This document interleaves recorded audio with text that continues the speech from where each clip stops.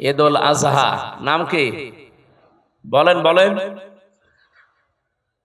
এটা একেবারে পৃথিবী যেদিন তৈরি হয়েছে, দুনিয়াতে আল্লাহ যখন মানুষকে পাঠানো আরম্ভ করেছে, ওই সময় থেকে এই দিবসটা পালন হচ্ছে।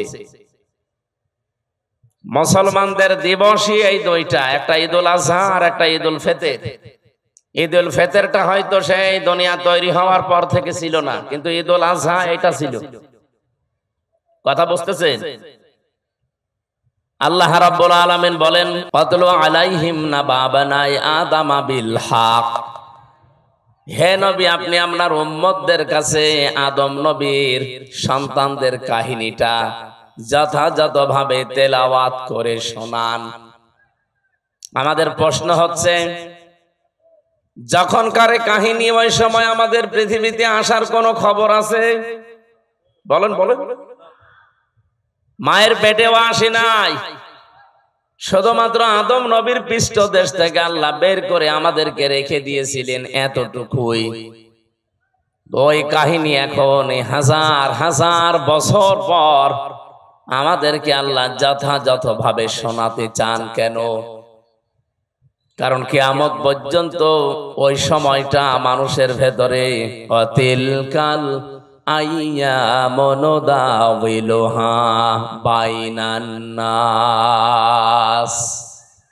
মানুষের ভেতরে এই সময়টা আবর্তিত হবে, ঘূর্ণময় থাকবে, ঘূর্ণমান থাকবে। একটা দিনের পরে আর একটা দিন যেমন আসে, আদম নবীর জামানায় যে ঘটনা ঘটেছিল তার সন্তানদের ভেতরে কিয়ামত পর্যন্ত এরকম ঘটনা ঘটতেই থাকবে। একটু খেয়াল করে শুনবেন, আমি গতানুগতিক কথা বলি না। কি হয়েছিল ওই সময়? আল্লাহ পাক বলেন, যে করবা কুরবানান ফাতুকবিলা মিন আহাদিহিমা ওয়া লাম ইউতাকাব্বাল মিনাল আখার। ওই জামানায় কোরবানির নিয়ম ছিল এরকম চাটিয়াল ময়দানে, এই খালি ময়দানে মাঠের ভেতরে পশু জবাই করে রেখে আসা লাগতো। যার কর্মজীবন হালাল, যার জীবন পবিত্র, যার সম্পদ হালাল, আকাশ থেকে আগুনের ঝলক এসে ওইটা পুড়িয়ে ফেলতো। এলাকার মানুষ বুঝতো যে লোকটা আসলে সৎ, এর ব্যবসা বাণিজ্য কর্মজীবন হালাল। কিন্তু যারটা আগুনের ঝলক এসে পুড়িয়ে ফেলতো না, ভাবে পড়ে থাকতো, এলাকার মানুষ বুঝতো যে আসলে 2 নাম্বার। আমার মনে হয় ওই শরীয়ত যদি এখন থাকতো, বাংলাদেশে বহু হাজি ধরা খেত। ঠিক যারা বলছেন আমরাও খেতাম, কে কথা বলেন না?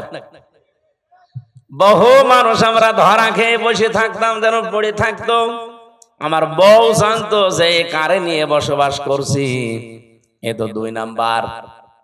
এলাকায় যাদের সাথে আত্মীয়তা ছিল, আমার মনে হয় আত্মীয়তার সম্পর্ক ছিন্ন হয়ে যেত। আল্লাহ দয়া করে আমাদের বাঁচিয়েছে যে ওই শরীয়ত আমাদের দেয়নি।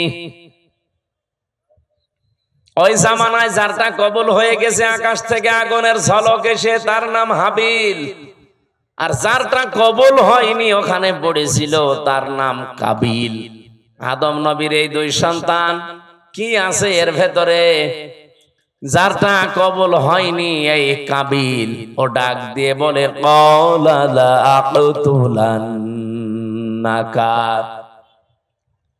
লামে তাকিদ নুনে সাকিলা দিয়ে ওই সেই প্রথম দিন, পৃথিবীর প্রথম দিকের কাহিনী এটা। ওই সময় কাবিল নামে এই লোকটা হাবিল নামে আল্লাহর এই বান্দাকে বলেছিল, তোরে আমি অবশ্যই মেরে ফেলবো। আমার মনে হয় এখন পৃথিবীতে ঠিক ওই জামানা চলছে। কথা বোঝেন?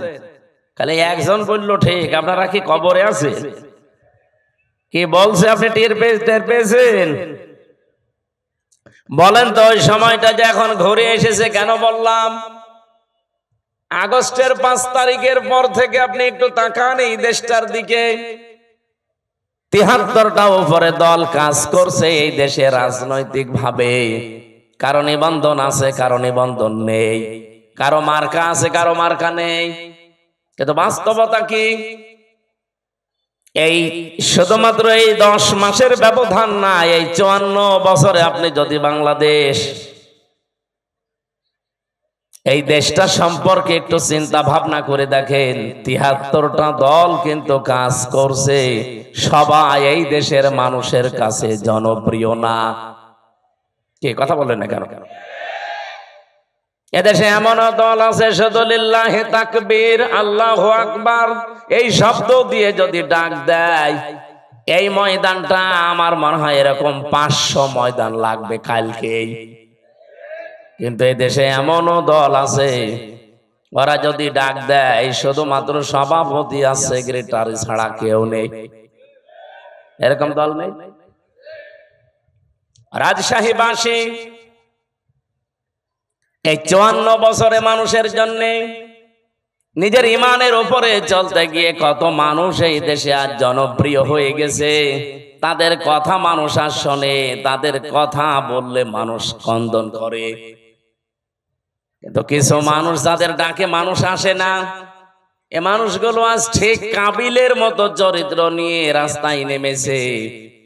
ওরা বলছে, তোরে মানুষ এত ভালোবাসে কেন, তোর কাছে মানুষ এত চায় কেন, তোরে রাখবো না, তোরে মেরে ফেলবো।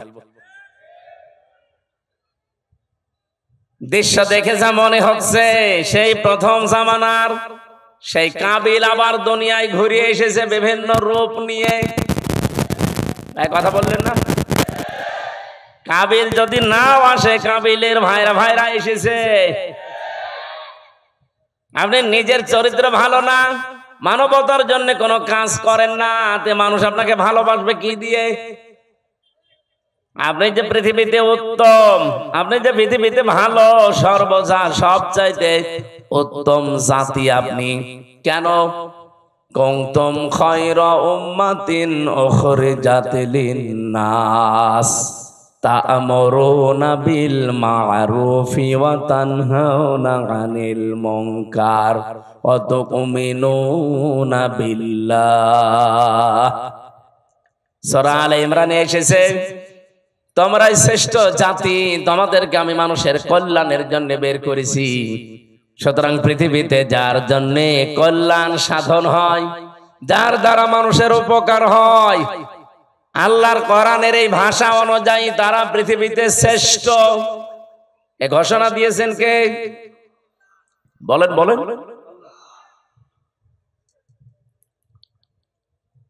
আপনার শ্রেষ্ঠত্ব শুধু চেহারা ভালো, আপনি ধনী মানুষের সন্তান, আপনি বড় রাজনৈতিক দলের নেতা কর্মী, এই জন্য না।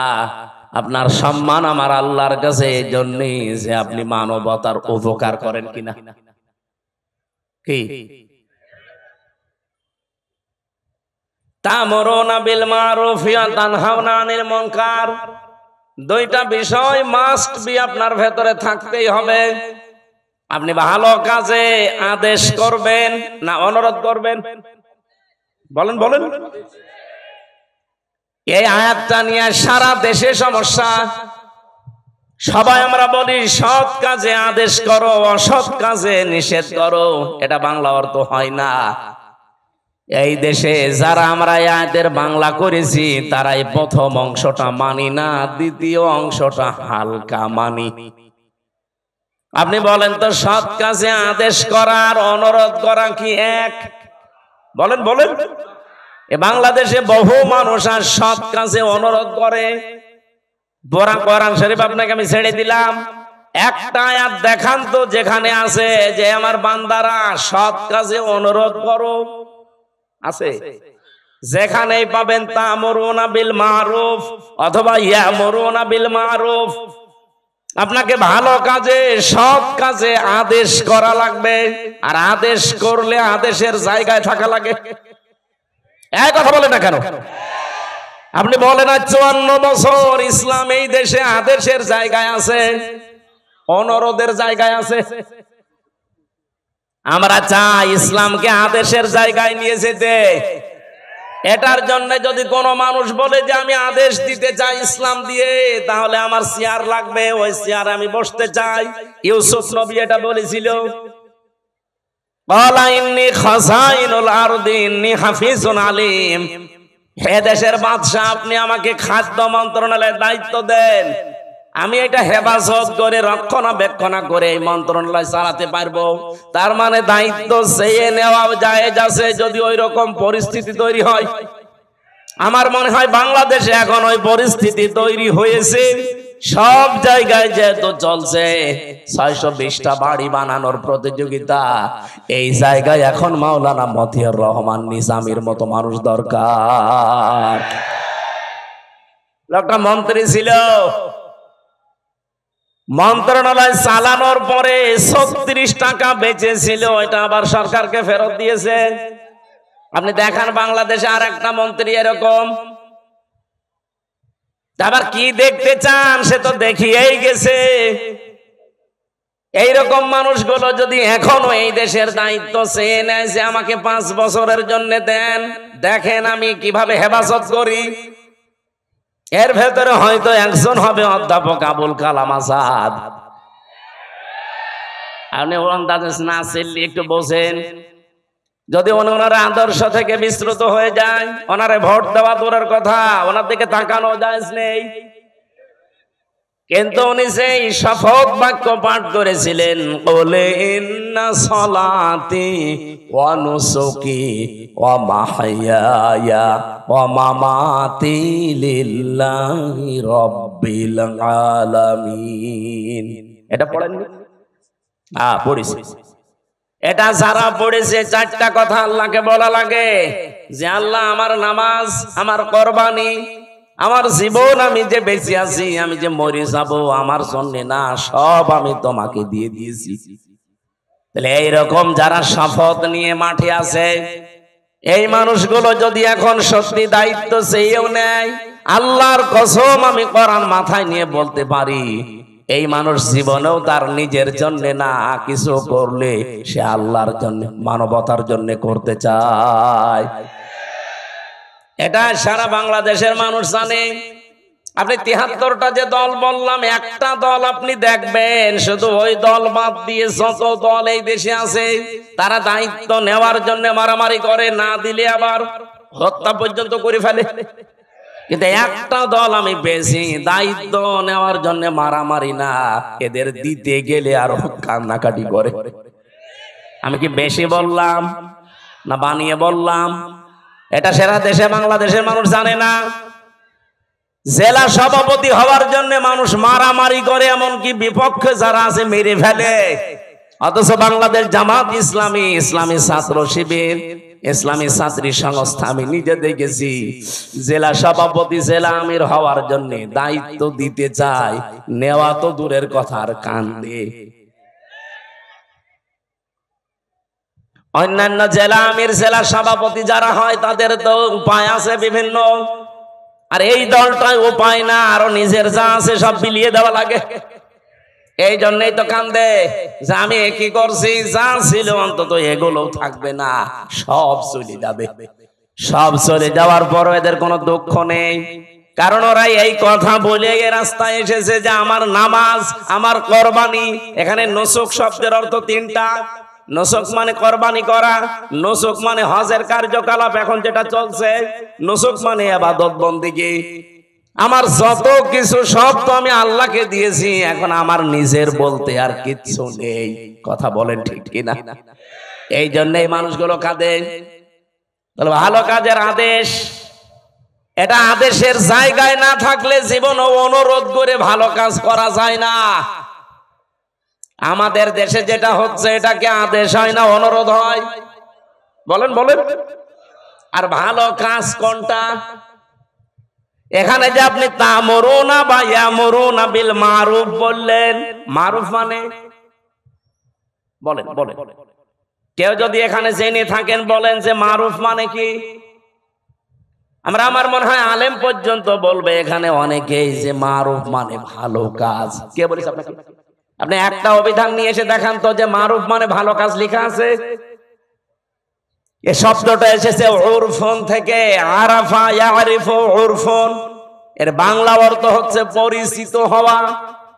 আদম আর হাওয়া যেই ময়দানে 350 বছর কন্দন করার পরে এক জায়গায় পরিচিত হয়েছিলেন, ওই জায়গাটার নাম আরাফাতের ময়দান।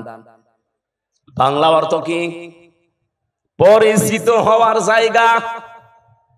কি বুঝলেন এখান থেকে? আল্লাহ যে বারবার কোরআনে দিলেন যে ভালো কাজের আদেশ দাও, বাংলা অর্থ এটা না, পরিচিত কাজের আদেশ দাও। পরিচিত কাজ কি বলেন? খালি তাফসীর শুনতে আসা না, কিছু ভেতরে থাকা লাগবে। পরিচিত কাজ কি? আপনি কখন পরিচিত হয়েছেন ওই কাজের সাথে? কোন দিন আপনার ওই কাজের সাথে পরিচয় ঘটেছে, আপনাকে এখন মেলানো লাগবে। এবারে দিকে তাকান, ক্লাস চলছে। এই যে তা'মুরুনা বিল মারুফ বা ইয়া'মুরুনা বিল মারুফ, তোমরা নির্দেশ দাও, আদেশ করো পরিচিত কাজগুলো। পরিচিত কাজ কি? কখন পরিচয় হয়েছে আপনার সাথে? কিভাবে পরিচয় করেছেন বলেন? এখন যদি আমি প্রশ্ন করি, আলেমরা ছাড়া তো কেউ এখানে বলতে পারবে না যে পরিচিত কাজ কি, আর কখন আমি এ পরিচিত কাজের সাথে আসলে পরিচয় হলাম। পারবেন বলতে? না। তোরা কোরআন শরীফে এই শব্দটা কতবার আছে কোনদিন চিন্তা ভাবনা করে পড়েননি? শুধু পড়ে গিয়েছেন সওয়াবের নিয়তে। হ্যাঁ, নিয়তে সওয়াব আপনার হয়েছে, কিন্তু যে উদ্দেশ্যে আল্লাহ এটা নাজিল করেছিলেন তার পারপাস আদায় হয়নি। এই জন্য তো দেশে এখন এই অবস্থা। আমরা এইটাই বোঝাতে চাই যে আমরা পরিচিত কাজের আদেশ করব, আর পরিচিত আমি হয়েছি ওই কাজের সাথে কবে? আমাদের যিনি আদি পিতা হযরতে আদমের কথা যেহেতু আরম্ভ করেছি, বলেন তো ওনাকে আল্লাহ তৈরি করার পরে সর্বপ্রথম কিছু জিনিসের নাম আল্লাহ তাকে শিখিয়েছিলেন। এটা শোনেননি? বলেন না কেন? আল্লাহ রাব্বুল আলামিন নিজে তখন শিক্ষক ছিলেন, আর ক্লাসরুম ছিল এই পবা নাকি কোন জায়গা? ক্লাসরুম ছিল জান্নাত। এই পৃথিবীতে যে বিশ্ববিদ্যালয়গুলো মার্ক করা হয়, যে সিরিয়াল আকারে একটার সাথে আর একটা, একটার পরে আর একটা, এই যে র্যাঙ্কিং করা হয় কেন? এই দুনিয়াতে এখন 257টা দেশে 1000 বিশ্ববিদ্যালয়ের যে তালিকা দেওয়া আছে, তার ভেতরে বাংলাদেশের একটাও নেই, রাজশাহী ভার্সিটিও নেই। তাহলে কি এখানে লেখাপড়া এর চাইতে মানে এখানে হয় না? বা যে 1000-এর তালিকা ওখানে কি এমন হয়? কয়েকদিন আগে আমি মালয়েশিয়া ছিলাম, ওখানে যতগুলো বিশ্ববিদ্যালয় আছে মাত্র একটা ওই 1000-এর ভেতরে স্থান পেয়েছে। ওই দেশে আমাদের চাইতে প্রায় 5 ডবল বড় মালয়েশিয়া। কত বিশ্ববিদ্যালয় ওই দেশে আছে?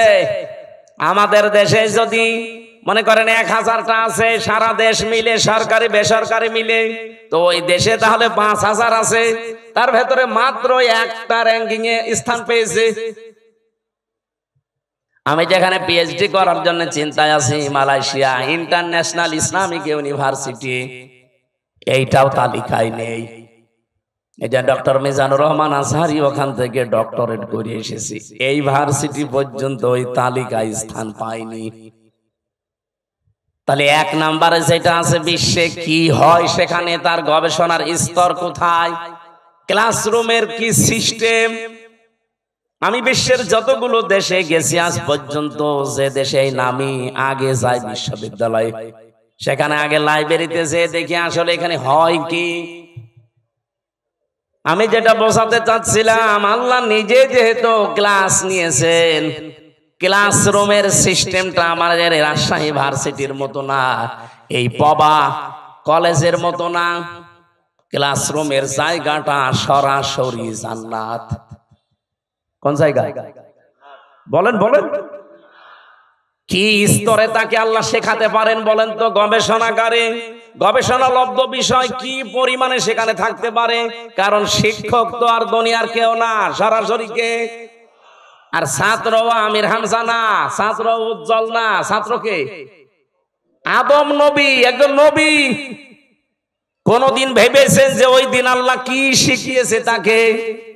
কোরআনে কারীম আমাদের জানাচ্ছে, ওয়া আল্লামা আদামাল আসমা কুল্লাহা, এই যে এসিমের বহু বচন আসমা, আল্লাহ পাক তাকে শিখিয়েছিলেন বিভিন্ন নাম, আমরা এ পর্যন্ত জানি। আমার মনে হয় এখানে আলেম পর্যন্ত অনেকে জানে না এখানে এসএমের বহু বচন আসমা দিয়ে আল্লাহ আসলে জানাতে চেয়েছে কি। এই ভালো করে খেয়াল করেন, রব্বুল আলামিন এখানে এসএমের বহু বচন আসমা দিয়ে জানাতে চাননি যে আদম, দুনিয়াতে তোমাকে আমি পাঠাবো, আলু, পটল, ঝিঙা, ফুল, কদু এরকম কিছু জিনিসের নাম আমি কি তোমাকে শিখিয়ে দিলাম? এটা বলেছিলেন? বলেন বলেন।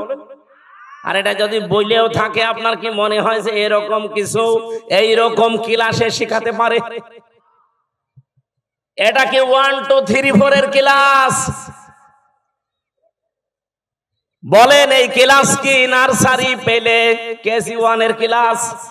ক্লাস হচ্ছে কত হায়ার, সরাসরি আল্লাহ নিজের শিক্ষক, ছাত্র যেমন তেমন সলিমদ্দি কলিমদ্দি না, একজন নবী, আদম নবী। তাও আর ক্লাসরুম দুনিয়ার কোন কলেজ বিশ্ববিদ্যালয় না। ক্লাসরুম কোনটা?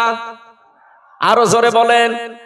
এই আয়াতটা কতবার পড়েছেন জীবনে? কোনদিন চিন্তা করেছেন যে আল্লাহ শিখিয়েছে আদমকে যত কিছুর নাম? এখানে নাম মানে এই আলু, পটল, কদু, বেগুন, ঝিঙা না। এই যে নাম মানে ওই মারুফ। পৃথিবীতে যত ভালো যত মন্দ সব কিছু আমার আল্লাহ ওই ক্লাসে তাকে একবারে শিখিয়ে দিয়েছিলেন। যত ন্যায় কাজের আদেশ, যত অন্যায় কাজের বাধা, সিস্টেম হতে পারে কি কি, সবগুলো আল্লাহ আমারু বিল মারুফ নাহি আনিল মুনকার এর ভেতরে শিখিয়েছিলেন। ক্লাসরুম ওই একদিন। এবার প্রশ্ন আসতে পারে তাহলে আমাদের জন্য কেন তা'মুরুনা বিল মারুফ? আছে, কারণ ওই দিন আমরা আদম নবীর পিঠে ছিলাম। ওই দেখো দা রব্বুকা মিন বানি আদম মিন যুহুরিহিম যুররিয়াতাহুম। আল্লাহ পাক বলেন আমি আদম নবীর পৃষ্ঠদেশ থেকে তার সন্তান ছেলে মেয়েদেরকে সব একবারে বের করে নিয়েছি। যেহেতু ক্লাসরুমের ভেতরে আমরা বাবার পিঠের ভেতরে ছিলাম, আল্লাহ পিঠ থেকে একবারে বের করে নিলেন। ওই ক্লাসরুমে আল্লাহ যা যা শিখিয়েছিলেন আমার বাবাকে, অটোমেটিক সন্তান হিসাবে আমরা একবারেই ওগুলো শিখে ফেলেছি। এই যে দুনিয়ায় আসার পরে কেউ যদি লেখাপড়া নাও করে, কোন জ্ঞান অর্জন নাও করে, তাও সে নিজের থেকেই বুঝতে পারে যে এটা ভালো কাজ, এটা খারাপ কাজ। এক কথা বলছেন না? এবার আমি প্রশ্ন করছি, পৃথিবীতে সবচাইতে ভালো কাজ কয়টা থাকতে পারে? যেহেতু গুরুত্বপূর্ণ একটা বিষয় আল্লাহ নিজে শিক্ষক হয়ে শিখিয়েছেন, ওই দিন আদম নবীকে আমার আল্লাহ যে এসএমের বহু বচন আসমা সব কিছুর নাম শিখিয়েছিলেন। এই কুল্লাহা সব কিছুর নাম বলতে যত ভালো কাজ, ন্যায় কাজ, যত অন্যায় কাজ, মন্দ কাজ, এগুলোর থিওরি কি হতে পারে, এগুলো কি করে আদেশ দেওয়া লাগে, কি করে বাধা দেওয়া লাগে, সবগুলোর সিস্টেম আল্লাহ ওই একদিন এক ক্লাসে বাবাকে শিখিয়েছে। আর সন্তান হিসাবে আমরা অটোমেটিক ওগুলো পেয়ে গেছি। এইরকম ভালো কাজ অন্যায় কাজ আছে পড়া কোরআন শরীফে 500। কয়টা বলেন বলেন? এই 500টা ভালো কাজ, ন্যায় কাজ, 500টা অন্যায় কাজ এই বাংলাদেশের সবগুলো চলছে। বলেন না, ভালো কাজের একটা আপনি দেখান যে এটা ভালো কাজ চলছে। আমি যে 500টা ভালো কাজ পড়া কোরআন শরীফ থেকে বের করতে পেরেছি, একটাও এই দেশে চলে না। আপনি কি শিখে আসলেন ওই ক্লাসে? আপনি যে উত্তম এই পৃথিবীতে শ্রেষ্ঠ কুনতুম খায়রা উম্মাতিন উখরিজাত লিন-নাস, আপনাকে বের করাই হয়েছে মানুষের কল্যাণের জন্য। কি কল্যাণ করবেন? ওই ভালো কাজগুলো, ন্যায় কাজগুলো যদি নাই জানেন, ওইটা জানার জন্যই তো কোরআনের কাছে আসতে হয়। আমি এবার একটা একটা করে যদি ভালো কাজের বর্ণনাও দিতে থাকি, ন্যায় কাজের, বলেন তো যে জেনা করা এটা ভালো কাজ না অন্যায় কাজ? আরো জোরে বলেন। এই অন্যায় কাজে কি নিষেধ করবেন না অনুরোধ করবেন? হ্যাঁ, বাংলাদেশে নিষেধ পর্যন্ত করা যাচ্ছে না।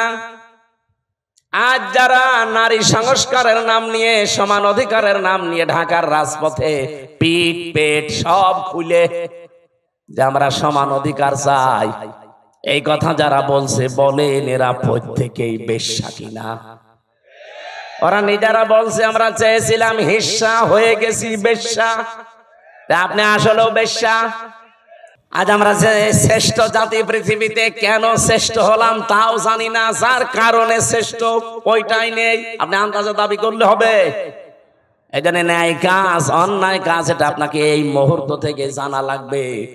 আমি নিজে আমার প্র্যাকটিক্যাল লাইফে দেখলাম, জেলে যাওয়ার আগে আমি 20 সালে গ্রামে একটা জেনা হয়েছিল।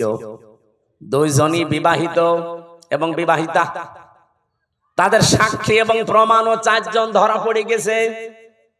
কলমের মাথার ভেতরে যেমন মাথা দিলে যা অবস্থা, ঠিক ওই অবস্থায় তাদেরকে ধরে ফেলেছে। কয়জন? 4 জন সাক্ষী আছে পুরা। আমার কাছে এসে বলছে, হুজুর এই যে জেনা করেছে এরা, আপনি বিচার কি করবেন, একটা ফতোয়া দেন। আমি কি ফতোয়া বানাবো? বলেন বলেন। সূরা নূরের ভেতরে আছে, যদি বিবাহিতা এবং বিবাহিত কোন নারী পুরুষ জেনা করে আর যদি সাক্ষ্য প্রমাণ হয়ে যায় 4 জন, কয়জন? তাহলে তার শাস্তি হচ্ছে মাটির ভেতরে বুক পর্যন্ত গেড়ে দিয়ে পাথর বা ইট দিয়ে মেরে ফেলতে হবে। এই বিচার, এই বিচার আমি বানিয়েছি। কার? আরো জোরে বলেন। এই বিচারের সাথে পরিচিত হয়েছি আমি কবে? ওই যে ক্লাসে। হয়তো ক্লাসের ওই কথাগুলো এরকম যারা আনমো না, এদিকে ওদিকে তাকাচ্ছেন, খালি পানির বোতল দিচ্ছেন, তারা তো 2 মিনিট পরে ভুলে যাবেন। আমি ভুলিনি, আমি যা পড়েছি ঠিক আমি ওইভাবেই মনে রেখেছি। আর এইগুলোর ক্লাসের জন্য 1 থেকে মাস্টার্স পর্যন্ত আমাদের যে ক্লাস, এই ক্লাসে আমি পাইনি। এগুলোর জন্য গবেষণা করা লাগে। এই যে 1000 বিশ্ববিদ্যালয়ের র্যাঙ্কিং এ বাংলাদেশের কোন বিশ্ববিদ্যালয় নেই। কেন নেই? কারণ ওই সমস্ত জায়গায় 99% গবেষণা হয়, 1% শিক্ষা হয়। আর আমাদের দেশে 1% গবেষণা হয়, 99% শিক্ষা দেয়। এই জন্য আমরা পর্যন্ত যেতে পারি না। আদম নবীকে আল্লাহ কি গবেষণা দিয়েছেন দেখেন, যে তোমাকে শুধু না কিয়ামত পর্যন্ত তোমার সন্তান যারা তারা পিঠে ছিল, ওয়াইদ আখাযা রাব্বুকা মিন বানি আদামা মিন যুহুরিহিম যুররিয়াতাহুম। এটা সূরা আরাফের 172 নাম্বার আয়াতের প্রথম অংশে আছে। আমি দলিলগুলো শুধু আয়াত বলছি, বাড়িতে মিলাবেন, আপনার আরো আনন্দ লাগবে। আজ যদি সত্যি আমরা ভালো কাজের আদেশের জায়গায় থাকতাম, আমি ওই দিন শুধু ফতোয়া পর্যন্ত দিয়েছিলাম, আদেশ দিতে পারিনি। যদি সত্যি আমি আদেশ দিতাম আর গ্রামবাসী মিলে যদি ওদেরকে 2 জন সঙ্গে সার করতো, আমি বেঁচে থাকতে পারতাম। কথা বলেন না কেন? পুলিশ তার পরের দিন ওদের সঙ্গে সার করার আগে আমার সঙ্গে সার করতো। বলতো হুজুর ফতোয়া দিয়েছেন ঠিক আছে, কার্যকর করলেন কেন? এদেশে কোরআনের আইন চলে। আমি কি বলতাম? চলে না, তাহলে আপনাকেই দেখি আসেন সঙ্গে সার করি। অথচ এই কাজটার সাথে আমি পরিচিত হয়েছে কি 5 বছর 10 বছর আগে। কবে? ওই দুনিয়া যেদিন তৈরি করেন আমার পিতা আদি পিতাকে, সেই দিন থেকে আমি পরিচিত। এই জন্য দুনিয়ায় যারা আসে ও লেখাপড়া জানে না, কোন ভার্সিটি কলেজে বিশ্ববিদ্যালয়ে কোন জায়গায় পড়েনি, স্কুলের বারান্দায় যায়নি, তারপরও ভালো কাজ কোনটা অন্যায় কোনটা সে ভেতর থেকে আসে না। সে নিজের থেকে বলতে পারে না যে না এটা অন্যায় কাজ, এটা ভালো কাজ। এটা আপনি শিখলেন কোন থেকে? এর সাথে পরিচিত হয়েছেন আপনি ওই ক্লাস থেকে। আদম আলাইহিস সালাম তার সন্তানের কাহিনী আমাদেরকে আল্লাহ শোনাতে বলেছিলেন। আজ হাবিলের মতো কিছু মানুষ আমরা তৈরি হয়েছি, নিজেদের জীবনে পরিষ্কার পরিচ্ছন্ন করে, কর্মজীবন পরিষ্কার পরিচ্ছন্ন রেখে আজ আমরা মানুষের আস্থা ভাজন অলরেডি হয়ে গেছি। কিন্তু কাবিল যেটা, ও নিজেকে নিজে সংশোধন না করে, ওরটা কেন কবুল হয়নি ওগুলো আবিষ্কার না করে আমারটা হয়েছে, ও আমাকেই মেরে ফেলতে চায়। এরকম কাবিল দেশে নেই। এক কথা বলেন নেই। আমরা এখন হাবিলের ভূমিকায় থাকতে চাই। ওই দিন হাবিল বলেছিল ক্বালা ইন্নামা ইয়াতাকাব্বালুল্লাহু মিনাল মুত্তাকিন। এখানে যারা আরবি গ্রামার বোঝে জিজ্ঞাসা করেন, ইন্নার পরে যদি মা আসে বাংলা অর্থ দাঁড়ায় একমাত্র, কেবলমাত্র, শুধুমাত্র, হবেই হবে, এইটাই, এরকম 33টা অর্থ আছে। হাবিল ওই দিন জানাতে চেয়েছে, হে ভাই, আপনি আমার বয়সে বড়, আপনার শক্তিও শরীরে বেশি, দুনিয়ায় এসেছেন আপনি আগে, খেয়েছেনও বেশি, এখন আপনার সাথে তো আমি পারবো না, কিন্তু সাফ কথা শোনেন, আপনার কোরবানি কবুল হয়নি, আমারটা হয়েছে, আপনি এখন আমাকেই মেরে ফেলতে চান। আপনাকে জনগণ ভালোবাসে না চাঁদাবাজির কারণে, আপনার চরিত্রের কারণে, আর আমার জীবনে ওইসব নেই, এই জন্য মানুষ আমাকে বিশ্বাস করে, আমার উপরে আস্থা রাখে, আর আপনি আমাকেই মেরে ফেলতে চান। সাফ কথা শুনে রাখেন, ক্বালা ইন্নামা ইয়াতাকাব্বালুল্লাহু মিনাল মুত্তাকিন। ইয়াতাকাব্বালু মুজারে, বর্তমান, ভবিষ্যৎ, প্রেজেন্ট, ফিউচার, শুধু আজকের দিন না, কিয়ামত পর্যন্ত শুধুমাত্র আল্লাহ গ্রহণ করে, কবুল করে মুত্তাকিদের জিনিসপত্র। এই জন্য আমরা এখন থেকে মুত্তাকি হওয়ার চেষ্টা করি। মুত্তাকি কি? মুত্তাকি শব্দের বাংলা অর্থ হচ্ছে ভদ্রলোক, মুত্তাকি শব্দের বাংলা অর্থ হচ্ছে বেঁচে থাকা, মুত্তাকি শব্দের শাব্দিক অর্থ হচ্ছে আল্লাহর নিষিদ্ধ কাজগুলো ঘৃণা ভরে ছেড়ে দেওয়া। মুত্তাকি শব্দের বাংলা অর্থ হচ্ছে যোগ্য হওয়া, নিজেকে যোগ্যতা পূর্ণ তৈরি করা। আপনি মুত্তাকির যতগুলো অর্থ বললাম, কোন অর্থে আপনি নিজে আছেন বলেন? আল্লাহর নিষিদ্ধ কাজ ঘৃণা করে ছেড়ে দিতে পারেন? পারেন? পারেন না। যেগুলো আপনি মোবাইলে দেখেন ওইটা বাইরে দেখা যায় যাচ্ছে, যেটা মোবাইলে দেখেন ওইটা যায় যাচ্ছে। বাইরে যেই দৃশ্য দেখা যায় ওই দৃশ্য মোবাইলে দেখা যায়, বাইরে যেই দৃশ্য দেখা যায় নেই ওইটা মোবাইলে দেখা যায় নেই। এখানে আমার মনে হয় এমন অনেক মানুষ এমন আছে, এমন এমন দৃশ্য মোবাইলে রেখে দিয়েছে, এমন এমন ভিডিও আছে, নিজে দেখলে আনন্দ লাগে, ভালো লাগে, সুখ পায়, শান্তি পায়, কিন্তু অন্য কেউ দেখলেই লজ্জা পায়। এরকম ভিডিও আছে কার কার? হাত তোলেন তো। আলহামদুলিল্লাহ। না, ভালো, আলহামদুলিল্লাহ। এলাকায় মুত্তাকি তাহলে অনেক আছে, বোঝা যাচ্ছে।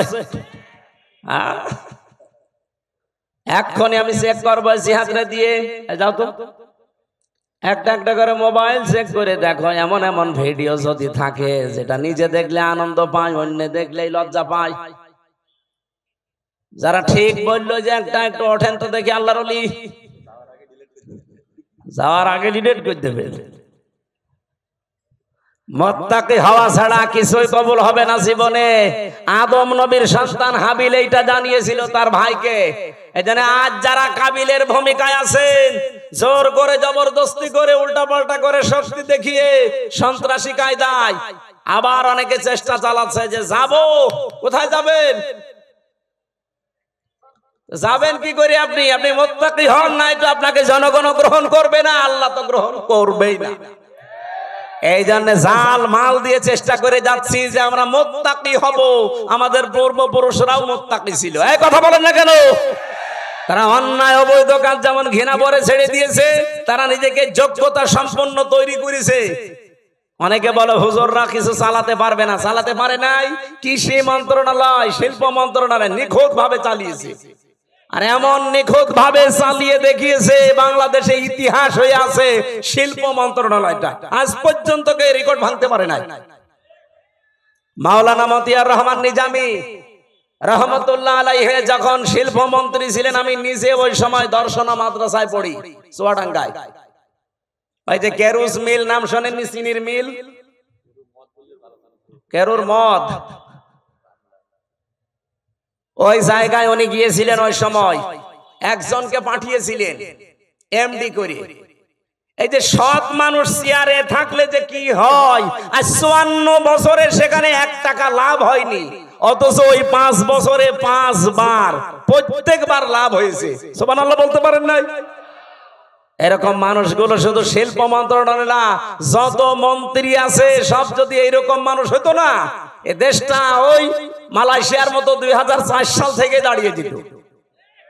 তো দাঁড়াবে কি করে? দাঁড়াবে কি করে যাদেরকে দায়িত্ব দেওয়া হয়? এত বড় চোর পৃথিবীতে নেই। 36,000 কোটি টাকা একটা দরবেশ চুরি করেছে। ওর দিকে তাকালে আমার কোটে আমার সাথে দেখা হয়তো মাঝে মাঝে। এই 3 বছরই ওর সাথে বহুবার দেখা হয়েছে। মাঝে মাঝে দেখলাম ওর মাথার চুল থেকে পায়ের তালু পর্যন্ত, মানে পায়ের তালুর নিচে যেটা থাকে ওই যে স্যান্ডেল, ওইটা পর্যন্ত সাদা। আমার মনে হয় ভেতরেও সাদা। ভেতরেটা তোর বলা যাচ্ছে না, ভেতরেও সাদা। চুল সাদা, ওর দাড়ি সাদা, জামা সাদা, পায়জামা সাদা, কোটি সাদা, এমনকি স্যান্ডেলও সাদা। আর ভেতরেটা সাদা নাতে কালো, ওটাও সাদা। কিন্তু একটা জিনিস ছিল একেবারে কালো কুচকুচে, মনটা। এক কথা বলেন না কেন? এই শয়তান বলেছে যে কোরআনের সমস্যা। ওর তো ফাঁসি হওয়ার দরকার ছিল ওই সময়।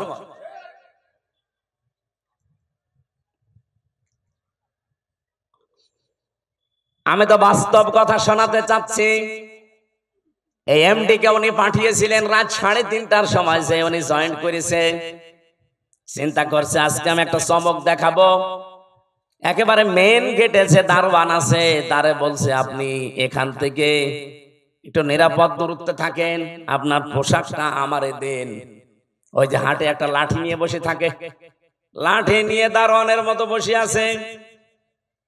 ফজরের নামাজ শেষ করে সকাল 7টা থেকে আরম্ভ হয়েছে, মানুষ যাচ্ছে 10টা পর্যন্ত।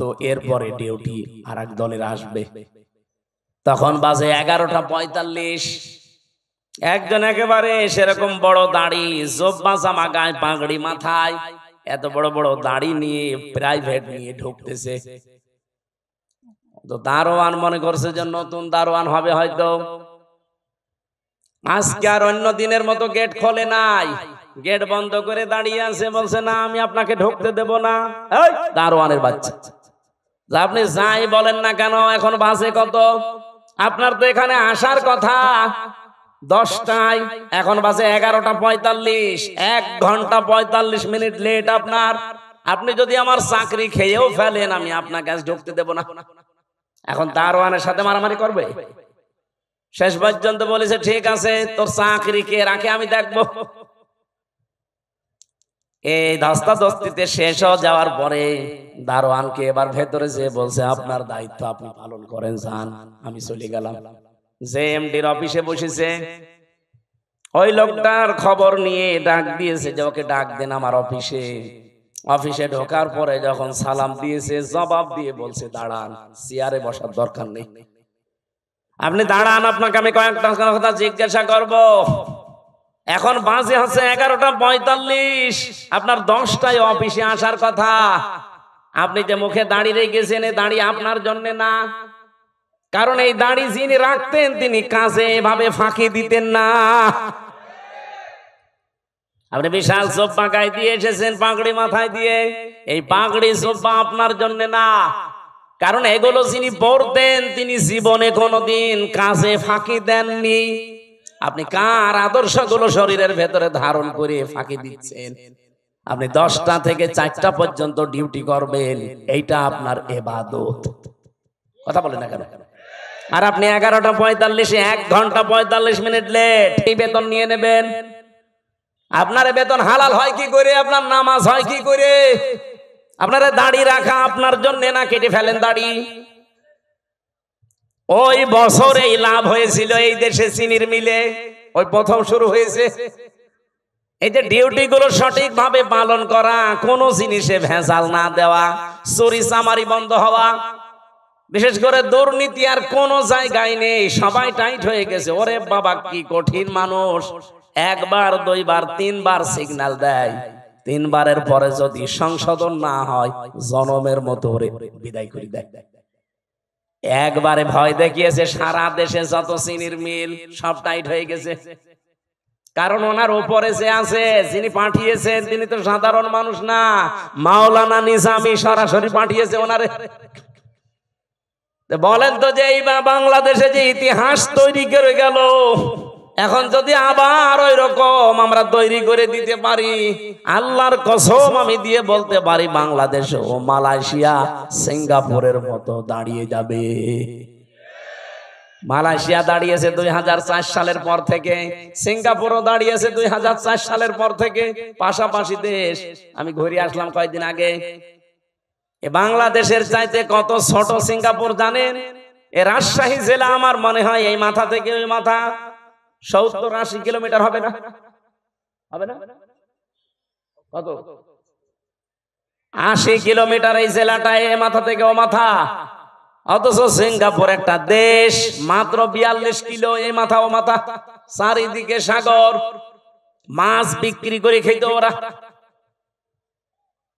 কি অবস্থায় দাঁড়িয়েছে সিঙ্গাপুর আজ? 257টা দেশের ভেতরে যদি 10টা দেশ গণনা করেন, সিঙ্গাপুর একটা ধরা লাগবে। এ পর্যায়ে তারা গেছে শুধুমাত্র এই সৎ নেতৃত্বের কারণে। তারপরও তো তারা আল্লাহর আইন মানে না, শুধু যা আইন বানিয়েছে ওইটাই পঙ্খানো মানে, এই কারণে দাঁড়িয়েছে। আর আমরা শুধুমাত্র নিজেদের আইন না, এই দেশে যদি ইসলাম আসে পুরাটা চলবে আল্লাহর আইন। এই বলেন 56,000 বর্গ মাইল পুরাটা চলবে কার আইন? আরো জোরে বলেন, কয়টা? 500। ওই যে পরিচিত যে বিষয়গুলো আদম নবী থেকে, ওই বিষয়গুলো আসবে পরিচিত, সব একটা একটা করে ব্যক্তি, পরিবার, সমাজ, রাষ্ট্রে কায়েম হয়ে যাবে 500। আর অন্যায় 500। সৎ কাজে আদেশ দেবে, অন্যায় কাজে নিষেধ করবে, এই প্রতিশ্রুতি ওনারা দিয়েছে। অন্য দলের ভেতরে যদি এই প্রতিশ্রুতি থাকে যে আল্লাযীনা ইম্মাক্কান্নাহুম ফিল আরদি আকামুস সালাত ওয়া আতাবুজ যাকাত ওয়া আমারু বিল মারুফ ওয়া নাহাউ আনিল মুনকার ওয়া লিল্লাহি আকিবাতুল উমুর, যেই দলের কর্মসূচিতে এই চারটা আছে আপনি তাকে এবার ভোট দেবেন, সে যেই হোক। আমি কারো দলে বিদলে নাই, এই চারটা কর্মসূচি যার কাছে পাবেন তাকে এবার ভোট দেবেন। আর আমি যেহেতু নিজে দেখতেছি এই মানুষগুলো এই গ্যারান্টির উপরে আছে, এরা কথা দিয়েছে যদি ইসলাম এ দেশে সংসদে যায় প্রথমেই তারা নামাজের বিল আনবে। ওনারা জিজ্ঞাসা করেন, যদি বলেন না আমি নামাজের বিল প্রথমে আনবো না, আমি সুদের বিল আনবো, ওরা একটা ভোট দেবে না। 2 নম্বরে ওরা যাকাতের বিল কায়েম করবে, যে যাকাত ভিত্তিক অর্থনীতি কায়েম হবে এখন থেকে। 3 নম্বরে ভালো কাজ, যেটা পরিচিত কাজ, ওগুলো জারি হবে, এগুলো আদেশ হবে আইনের মাধ্যমে। আর অন্যায় যতগুলো আছে অন্যায় সব বন্ধ হবে, বাধার প্রাচীর তৈরি করা হবে। এটা যদি আজ বাংলাদেশে ইসলাম থাকতো, কুমারখালী এই গাজী কালুর চম্পাবতীর এই অর্ধ উলঙ্গ নাচের অনুমতি দিত, এটার জন্য মারামারি হইতো। আইন পাশ করে সব অন্যায় কাজগুলো বন্ধ করে দিত। হযরত ইব্রাহিম ওই দিন নিজের একটা শক্তি, সমর্থন, হাতের একটা লাঠি, এইটার জন্য তিনি দোয়া করতে আরম্ভ করলেন। 1 দিন 2 দিন 3 দিন না, 86 বছর, যে রব্বি হাবলি মিনাস সালিহিন, হে আল্লাহ আমারে তুমি একটা নেককার সন্তান দাও যে আমার লাঠি হিসাবে কাজ করতে পারে। আল্লাহ পাক 1 দিন 2 দিন 3 দিনে না, 86 বছর পরে এই দোয়াটা কবুল করেছিলেন। বলেন সুবহানাল্লাহ। তাকে সুসংবাদ দিলেন, আমি তোমাকে হালিমের সুসংবাদ দিলাম, গোলামিন হালিম। এটা কি চাচা হালিম না মামা হালিম? কি হালিম দিয়েছিলেন ইব্রাহিম নবীকে আল্লাহ রাব্বুল আলামিন বলেন, ও ইব্রাহিম কি গোলামিন হালিম দিয়েছি, একটু পরীক্ষা করে দেখো। ফালাম্মা বালাগা মাহু সায়া ক্বালা ইয়া বুনাইয়া ইন্নী আরা ফিল মানামি আন্নী আযবাহুকা ফানজুর মাযা তারা ক্বালা ইয়া আবাতি ফাআল মা তুমার সাতাজিদুনি ইনশাআল্লাহু মিনাস সাবিরিন। হযরত ইব্রাহিম চিন্তা করলেন, আল্লাহ আমাকে স্বপ্ন দেখিয়েছে সবচেয়ে প্রিয় বস্তু কোরবানি দিতে। আমি তো এর আগে বহু দুম্বা কোরবানি দিলাম, একটাও কবুল হয়নি। আমি এখন ভেবে দেখি আমার কাছে সবচাইতে প্রিয় আমার সন্তানটা, কারণ 86 বছর পরে এসেছে। ওনাকে জবাই দেওয়ার জন্য অনুমতি চাইলেন। প্রশ্ন আসতে পারে বিধানটা কার? আরো জোরে বলেন। পালন করবে কে? একজন নবী। একজন নবী যেমন তেমন না। এই 25 জনের ভেতরে 4 জন শ্রেষ্ঠ, তার ভেতরে ইব্রাহিম শ্রেষ্ঠ। তিনি আল্লাহর বিধান পালন করবেন। এই জায়গায় এতটুকু 13 বছরের সন্তানের কাছে অনুমতি নেওয়ার দরকার কি? এই জন্য অনুমতি নিয়েছিলেন। তিনি যে 86 বছর দোয়া করলেন, আমি রব্বি হাবলি মিনাস সলিহিন চাই। আল্লাহ যে জবাবে বলেছিলেন গোলামিন হালিম, তোমাকে আমি সহনশীল ধৈর্যশীল সন্তানের সুসংবাদ দিলাম। কেমন হালিম দিয়েছে আজকে আমি দেখব। তিনি যখন বললেন আমি কি তোমাকে জবাই করতে দেখেছি, তোমার রায় বলো, উনি মনে করেছিলেন সন্তান মনে হয় দৌড় দেবে, কিন্তু না, এসে বলছে বাবা যা আদিষ্ট হয়েছেন আপনি পালন করেন, আপনি আমাকে ধৈর্যশীলদের মধ্যে পাবেন। ইব্রাহিম নবী এবার 100 ভাগ বিশ্বাস করে ফেলেছেন, আল্লাহ তুমি কি আমাকে গোলামিন হালিম যা দিয়েছো এটা তো 100 ভাগ কার্যকর। এই সন্তানের কথাবার্তার ধরন কি? তিনি ভাবাস কি সাতাজিদুনি ইনশাআল্লাহু মিনাস সাবির বলতে পারতেন যে আমি ধৈর্যশীল। বলেন নাই, বলেছিলেন সাবিরিন। আমার মতো বহু ধৈর্যশীল দুনিয়ায় আছে, তাদের ভেতরে আমিও একজন। তার মানে আমি অহংকার করি না আল্লাহর বিধান পালন করতে পেরে। বলেন সুবহানাল্লাহ।